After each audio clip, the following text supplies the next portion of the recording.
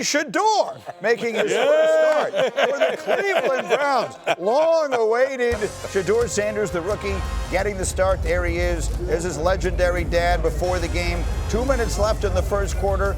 Shedeur Sanders on an offense that has just been dormant all season long. Danny, how about this? Yeah, I thought one of the things that I really liked was how well he moved, but it's a big-time throwing it. And that's 3rd and 8, rolling to your right, see it downfield, launch it downfield, perfectly thrown. Miles loves it. Miles loves it. Myles Garrett is like, are we allowed to do that? highlight of one of the highlight throws of the NFL season. Quinshon Judkins takes it in. Browns a 14-0 lead. Fourth quarter Raiders, they're just terrible. Oh, my God, they're awful. As Dan mentioned, they fired their offensive coordinator, Chip Kelly, last night. Damien Woody, how about Myles Garrett? Myles Garrett, if Myles Garrett was on a better team, Myles Garrett is like a Reggie White. He's like a Reggie White type guy. He had 3 sacks yesterday. This, by the way, great effort by the defense here.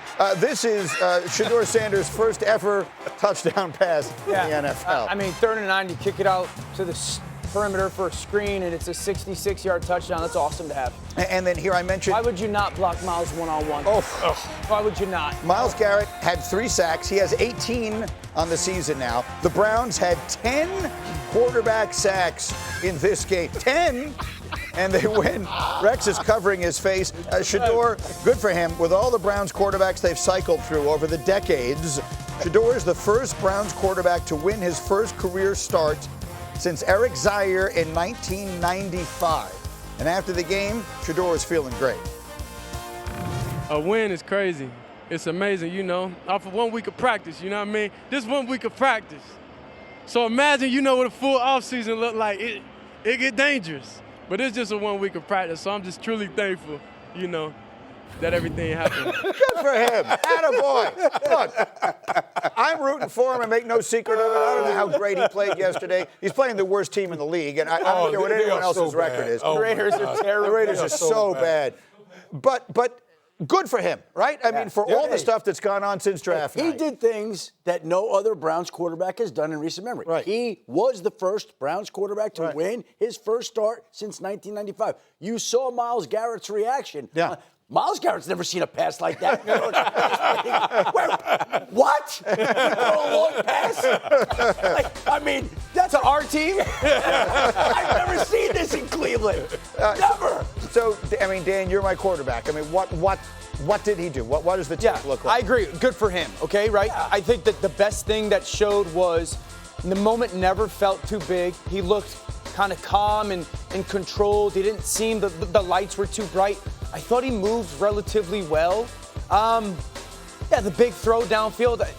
This was a game that was really about the defense, but I think I would have him as my starting quarterback for the remainder of the season. Well, that's what I would do if I was Cleveland. And they asked Kevin Stefanski about it after the game.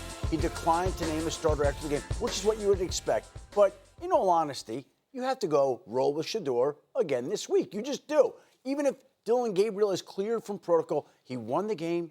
He had the long There's pass. a 0% chance. 0% chance you can go back to Dillon Gabriel. Yeah. You saw Myles' reaction on the throw. How could you walk into your guy and be like, hey, go back to Dillon? Yeah. No, and here's the thing. Look, and the reason for it is that guy, Dillon Gabriel, has 0 traits for an NFL starter, physical traits. Sure. He might have the mental. Yeah. That's why I said I think he could be a hell of a coach one day. Yeah. All right?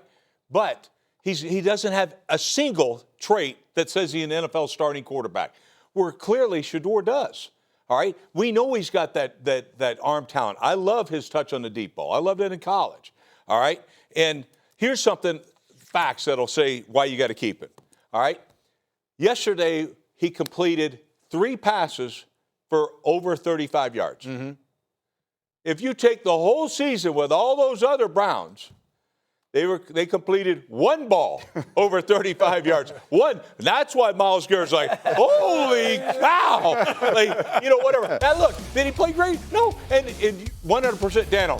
Yes, it's about the defense. Yeah. They had 10 sacks. Yeah. Shedeur, can I please, I know you don't listen, but please, every time you win a game, okay, your team wins a game, please use we and us. That's it.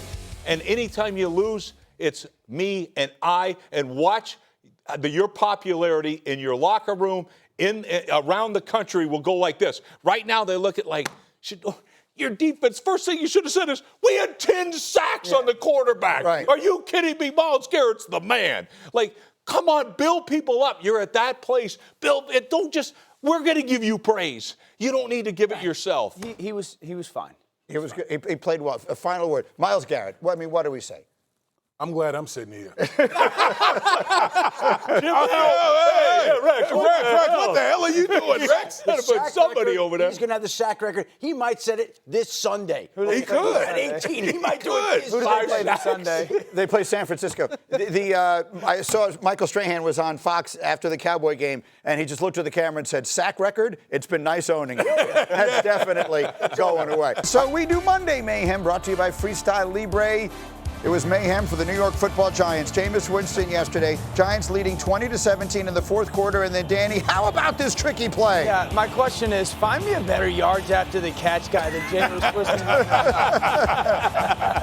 That's a great. That's unreal. Jameis, the second player ever to go over 300 passing yards and 25 receiving yards in a game. That guy's a 30-year-old quarterback doing Tom that. Brady did the other one. Correct. Giants have a 10-point lead, which means, Schefter, The Lions have him right where they want him. Here we go. Right where they want him. Rexy, here comes Jahmyr Gibbs. God, here it is again.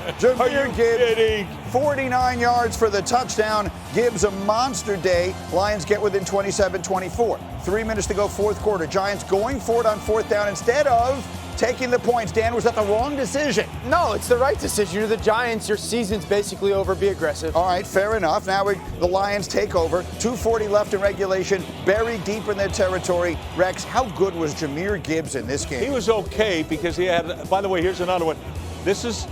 He's got 11 catches for the game and 220 yards rushing. He was okay. 33 seconds left in the fourth. They need a 59-yard field goal that's from impossible. Jake Bates. In the wind? Or in the big wind? We can get a stinger?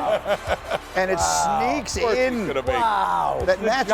It's outside the pole. That and is then comes back. amazing. It's got a good little late draw on that. So we're tied at 27. We go to overtime. So here we go. Again, what do you think, Rex? We give the ball to Gibbs here, first Thinking play. about it, maybe. Goal! Look at this. Wrong payment for the safety, by the way. Are you kidding me? God! Oh, my. Gibbs, 264 scrimmage yards.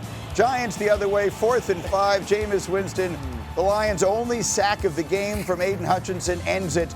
The Lions survive. They win at 34-27 in overtime. So let me show you two things.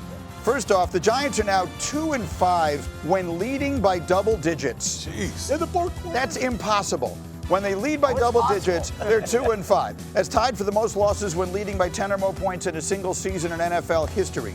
After the game, and this is maybe more important, the frustration of all Giant fans was summed up by the Giants' own Malik Nabers, the long injured wide receiver.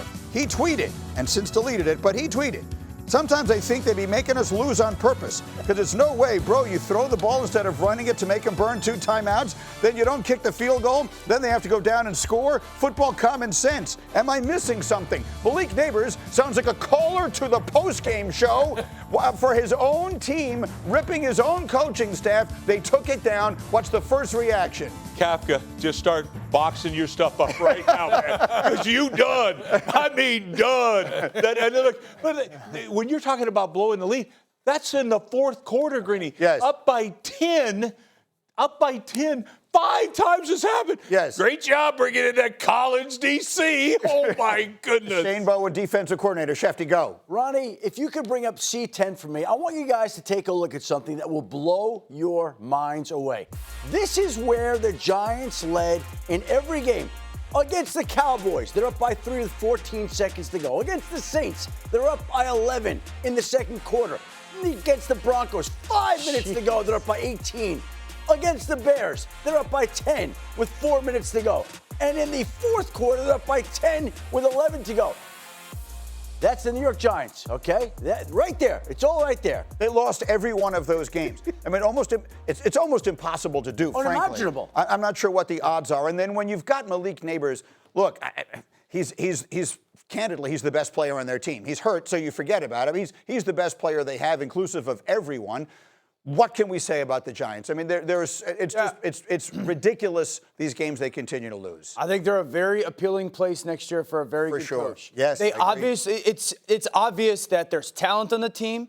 They're a much better team than their record indicates. The young quarterback has had a ton of good moments. Nabers I think that the Giants, I know it's like mock the Giants a little bit because of the blown leads, rightfully so.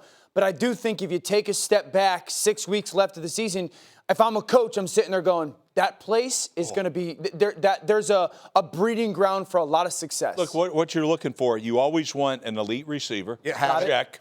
How about an elite left tackle? They have it. How about offensive line in general is better than but way you have better an than elite left tackle. You have a franchise type quarterback. It looks like.